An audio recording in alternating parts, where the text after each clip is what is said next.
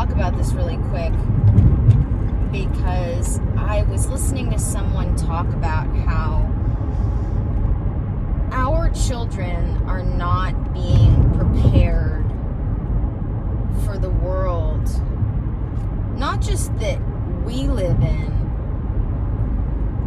which is what she was talking about, but the world they're going to live in. And this is not new. This has been happening for a long time now. And it kind of blows my mind. And observing this, when I was literally a child, like 12 years old-ish, I started saying that I wanted to be a licensed psychologist because I wanted to help children develop the tools, skills, and habits to be healthy, happy adults before they need them. Because I recognized at that young of an age that that wasn't happening. Because I recognized at that age how that was sort of like not happening with me. Like, I recognized how some of those tools, skills, and habits were afforded to me in ways that others were not. And so, in recognizing that that was happening for me and not happening for some of my other friends, thus my dharma was starting to be revealed to me. And like, what she was talking about was the fact that, like, the reason why this got sparked for her in this conversation, the person I was listening to, was because she was talking about how, you know, we have AI that is starting to program itself. But that's not, like, yes, that is absolutely something to be concerned about. But there are so many other things that if kids were just taught these things, if we were taught these things as kids, it wouldn't matter what you were set up for technologically, what you were set up for physically. Because if you were set up for the things emotionally, you would be able to do anything, even if you didn't already know it. That's one of the things that I love. I absolutely love that my mom did for me when I was little, was she taught me how to do anything and everything I could before I needed to be able to do it. And as soon as I was literally capable of doing it. And the example I like to give of this is how I was like, gosh, I had to have been 4 years old.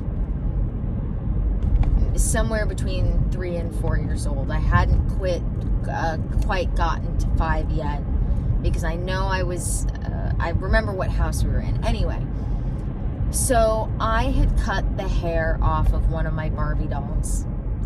And then after doing so, realized it wasn't going to grow back. And I was bawling. And my mom was like, well, actually, the first thing my mom did, which I love this, is she went, oh, Annie, now it's got a Tina Turner haircut. Like, trying to find the positive in it. And it did. It totally had a Tina Turner haircut. But then what she did when that didn't, I was 4 years old. I didn't know who Tina Turner was. And so that wasn't able to comfort me. But so what she did after that was said, okay, if you go to the phone book and look up the number for Target and call Target and find out what time they close, we can go to Target and get you another Barbie doll. And so in order to earn this reward after making this mistake, I had to call Target. I had to go to the phone book. 4 years old. I had to go to the phone book, look up Target, look up their phone number, dial it, talk to the person at customer service to find out what time they closed. And, you know, another example of this was when I was like 7.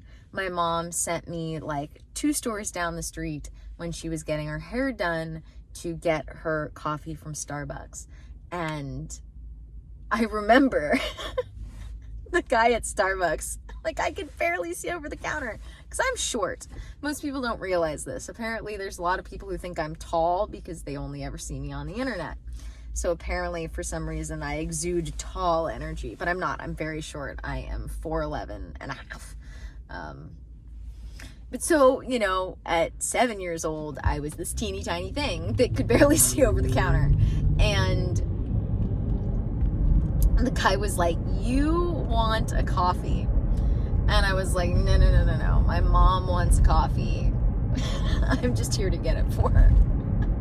And he was like, "Oh, okay." And so he sold me the coffee. And I brought it back to my mom. And, you know, it was little things like this where she taught me how to do things by sending me off to do them on my own after she knew I had at least had an example set of how to do it. You know, it wasn't just like, "Do this, peace." Like, you know, my mom had taught me a little bit of how to use the phone book before she asked me to go call Target. You know, I had seen my mom order her coffee many times before. She gave me instruction about what to ask for.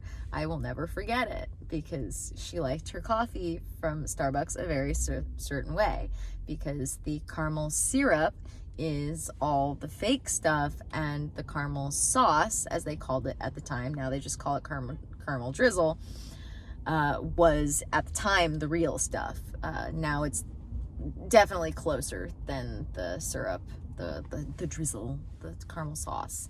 But so, you know, my mom very specifically instructed me. Anyway, the point being that because of this, because of things like this that my mom did for me and had me do as soon as humanly possible, was I've never been afraid of learning something.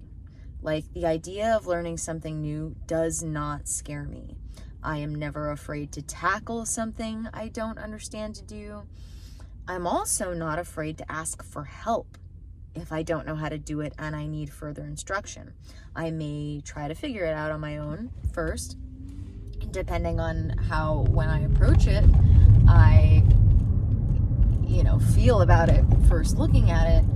But, you know, we need to do this for our children, because if you do this for your children like it was done for me, no matter what they encounter, no matter what they face, they will thrive, because they will never be scared of encountering something new. That is the biggest thing that we experience as adults that keep us from anything, is the fear of the unknown. And that fear of the unknown, as I've said before, is what we think we know about the unknown, not the things, not the unknowns itself. The unknowns aren't what scare us. It's what we think we know about the unknown that scares us. It's what we think might happen if we do this, and it's not the desired outcome that happens. So we need to start teaching ourselves how to no longer be afraid of the unknown, so that we can teach our children how to not be afraid of the unknown, or rather what we think we know about the unknown. Because if we can do this, it won't matter what our children encounter. They will be healthy, happy adults on most of the levels, because they won't be afraid. If they're not afraid...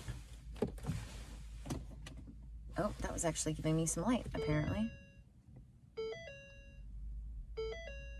Ha! Alright, I guess I will keep that on. Oh, quiet.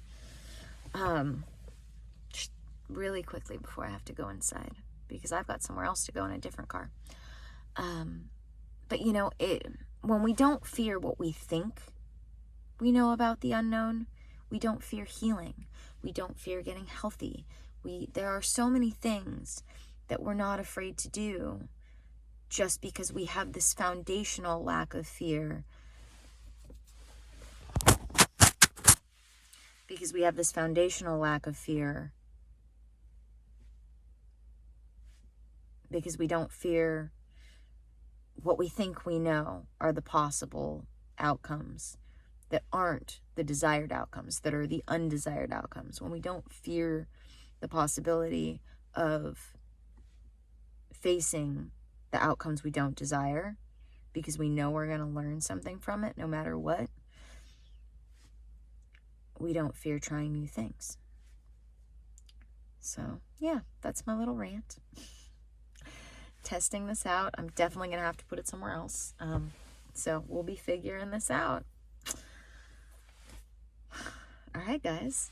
Thank you for joining me for another video. May the energies you serve you well. Let's keep making our way through. I still have 3 spots available for anyone who would like to step out of the ordinary levels of consciousness and into the spiritual levels of consciousness with whole health tools that allow us to get healthy in mind, body, and spirit, so happiness can come naturally with only natural solutions. So yeah. All right, guys. See you in the next one.